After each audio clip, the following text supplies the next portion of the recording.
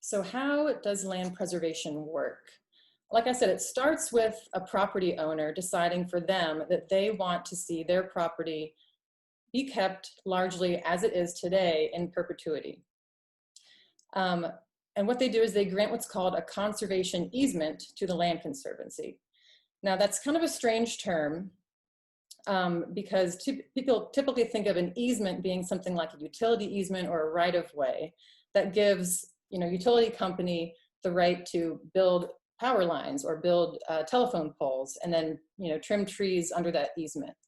That's considered a positive easement, whereas a conservation easement is what they say is a negative easement. So they're giving us the right to prevent activity. So we're preventing subdivision, preventing certain kinds of development.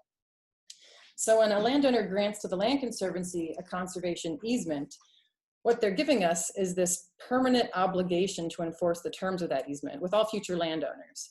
So one of the ways we do that is by conducting an inspection of every property every year. So the goals of that inspection are to, in part to meet with landowners, check in with them to see if they have any changes planned.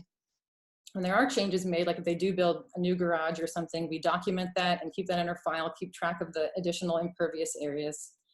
We also want to keep track of all property transfers and sales so that we can be in touch with new landowners and hopefully even before they purchase the property so that we can answer any questions about the conservation easement to make sure that their goals for the property are in line with the conservation easement terms are. And then we have this permanent obligation to legally enforce any conservation easement in case there is a violation. So this hasn't happened to any extreme degree in Adams County yet, but there are certainly land trusts around Pennsylvania that have had significant violations. Someone built a barn somewhere, or they started conducting some kind of commercial business on a property where it wasn't permitted, and have actually had to take landowners to court and enforce those through that system.